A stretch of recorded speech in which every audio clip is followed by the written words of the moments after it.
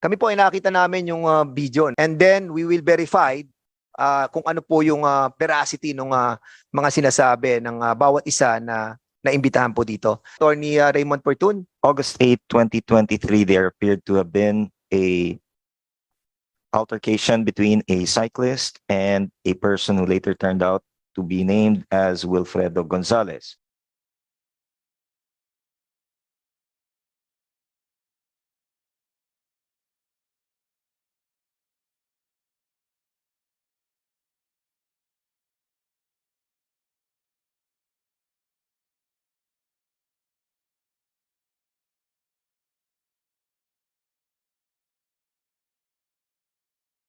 First, the red vehicle was on the regular car lane while the bicycle was on the bicycle lane. You're going to see the red car encroach into the bike lane. So the cyclist tried to avoid the vehicle by swerving to the left. And then the red vehicle would now again swerve back into the lane, cutting the path of the cyclist who was trying to progress forward. The gentleman inside the vehicle would step out of the vehicle, strike the head of the cyclist, pull out his gun from his waist, and cock it. Thereafter, this same gentleman would, using his left fist, strike the right shoulder of the cyclist, and then subsequently drag the cyclist's bicycle to the curbside. The video that Attorney Fortuna has shown, the cell phone video of the altercation between a cyclist and a motorist, wherein it was shown that the motorist drew his gun and cocked it in front of the cyclist. Upon viewing the video, I feel outraged and really very angry that it happened. I recognize the street to be Quezon Avenue. At napakadali na siya ay nahanap ng aking mga kapulisan sapagkat siya ay dati palang pulis. Nag-retire noong 2016 and later on I found out na may lumabas na dismissal order sa kanya noong 2018. Nang dumating yung si Mr. Willie Gonzalez, ay nakita ng mga media na dinala ng aking mga tauhan dahil ang aking chief ng firing range ay dati niyang kakilala niya dahil itong si Mr. Gonzalez pala ay gumagamit ng firing range dati sa Camp Karingal. So dinala siya sa aking opisina and I talked to him. That moment, he had been saying that he had already settled with the biker. And doon ko nalaman na meron pala, ang insidente pala ay August 8 pa. During the time, I considered to be under my custody because it was just around 30 minutes, less than an hour, that we've seen each other and I've talked to him. I'm still assessing whether he is a suspect, whether he is indeed a suspect or already somebody who had already thrust out his problem with the person that he might have aggrieved. I allowed him to join me in facing the media, which on the hindsight, giving us a perfect 2020 vision, I did regret, which we saw and I saw the great backlash against me in the media. The reason why this morning I talked to my Chief PNP, to the RD and CRPO, and to the Biseo of Napolcom and the SILG, I asked them to remove me from my post as District Director of QCPD to pave way for a better and deeper investigation of this matter. So, General, you resign? I asked to be removed from my post as District Director of QCPD, Mr. Tinanggap po Your ba Honor. ni Chief PNP yung inyong resignation? I believe, sir, that he accepted it, and I asked, the only thing I asked him is, maybe, sir, shoot the order, please, tomorrow at noontime so that I'll have overnight to clear my office and my quarters. You mentioned earlier lapses. Will you please elaborate on that? You mentioned earlier you have committed lapses. Kindly elaborate on that. The first lapse that I do admit to is allowing the person to join me in facing the media regarding the investigation that we are doing. It should not have been done, Mr. Chairman. It should not have been done, sir, Your Honor. considering that the other party is not present and he is about to assert that they had come into agreement, which at that time I have not processed fully, but now with perfect vision that hindsight accords us is really one-sided, considering that it's only him who had been speaking. I should have really exerted effort to locate the person. So that's really one of the major things that if given a chance to do again, I will do differently, sir, Your Honor. And because of that lapse, that is the reason why you tender your resignation as the head of QCPD. Yes, sir.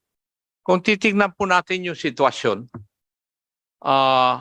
ito isang biker,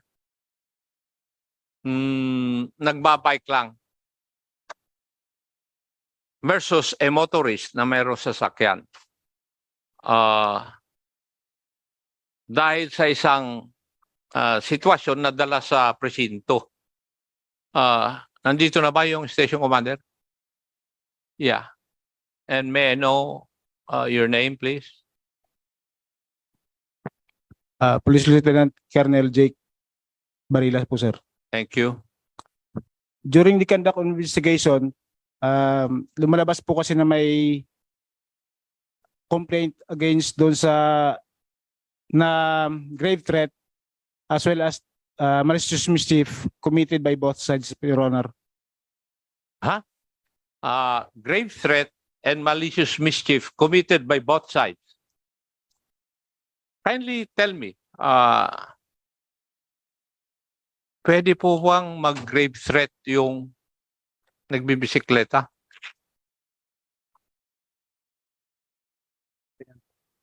At walang armas? On the part of Hindi. Sagutin mo muna ako, pwede bang mag-grave? Sabi mo kung po pwede. I will take your answer. on the part of cyclist, Your Honor, Yes. wala, Pwede ba siyang mag-commit ng grave threat? Kasi sinabi mo, both parties eh. wala po, Your Honor. Bali yung grave threat po, doon sa side nung cyclist against kay Mr. Gonzales. Ah, Tapos yung malicious mischief naman is complaint ni Mr. Gonzales against doon sa cyclist. so when the case was turned over to your station, alam na kung sino ang may diferensya doon sa traffic altercation. Sino po ang may diferensya? Kung alam na ninyo before na turn over dyan sa inyong stasyon. Based dun sa statement na binigay nung cyclist, inanim po niya sa statement niya na tinapik niya yung kotse nung Mr. Gonzales. Masama po ba yun? Or did the cyclist commit any violation of law when he did that? Lumalabas to kasi, Your Honor, na Teka, huwag kang kuhan. Sagutin mo muna ako bago ka mag-explain. Did the biker or the cyclist commit any violation of law nung tinapik niya yung sasakyan ni Mr. Ano to? Gonzales. Gonzales? Yes, Your Honor. Ha? Yes. Na he committed a crime? Did he commit any violation of law? Yes, sir. Yes. And what crime is that? Pwede po siya magiging unjust vexation. Alin? Unjust vexation po. Unjust Eh, vexation. Wala naman ako narinig sa iyo na crime kanina na unjust vexation eh. Sabi mo, grave threat at saka malicious mischief. Naging malicious mischief po dahil po yung sasakyan nag-incur po ng dent doon sa malapit na sa may bubong niya, Your Honor. Sa bubong. Yo po. Doon sa pagtap ng kwan, doon sa bubong, it caused a dent. Yes, Your Honor. Hindi, ang lakas pala ng siklista. Magiging siklista na rin ako kung ganun ako kalakas ang mangyayari sa akin. Alam mo, Iho, What I'm trying to point out is, yung ordinary na tao, at saka isang nagpapanggap na retired na policeman, dadalhin mo sa isang istasyon kung saan siya nanggaling. Sino kaya ang dihado sa tingin mo?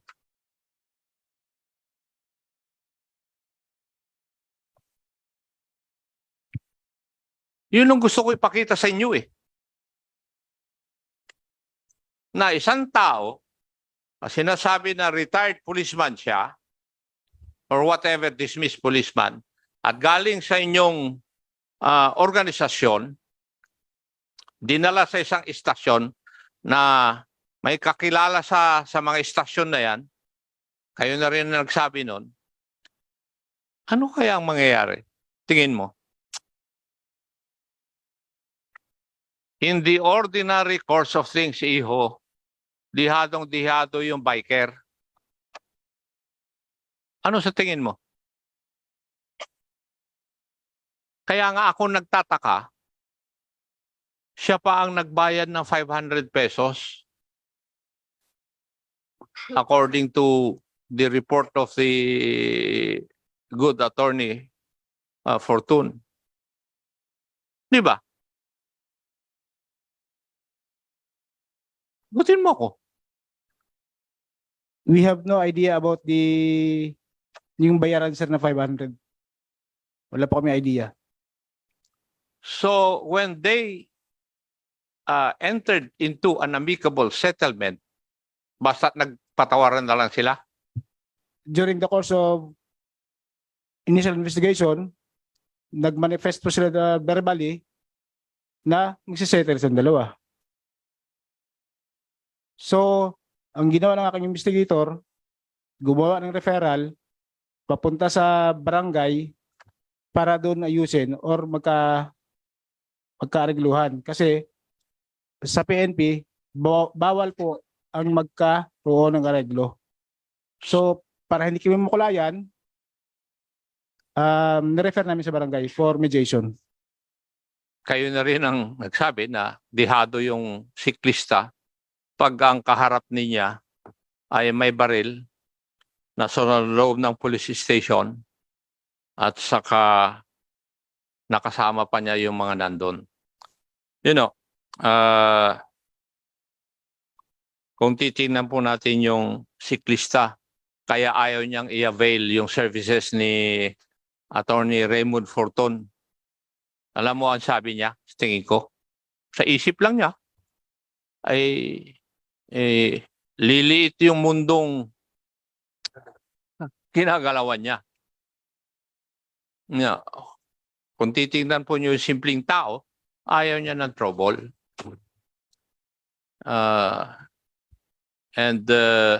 Hindi ba dapat kayo na naka-uniforme ang titingnan po ninyo kung sino po ang nasa tama. At sa tingin ko, mukhang nasa tama yung siklista eh. We have our CCTV in our office and makikita po natin doon na hindi under duress yung siklista at hindi po siya pinilit na makipag-ayos doon kay Mr. Gonzales. Wala naman akong sinasabing ganun eh. Di ba? May sinabi ba akong pinersa niyo siya? Wala naman ah. Did I? Ang sinasabi ko lang, kung isang tao na isang siklista, ang makakaharap niya sa police station ay isang dibaril at kasama ng mga pulis na nandun dati, sino ang dihado? Yun lang naman sinasabi ko eh. Hindi ko naman sinabing pinersa ninyo. Please do not put words into my mouth.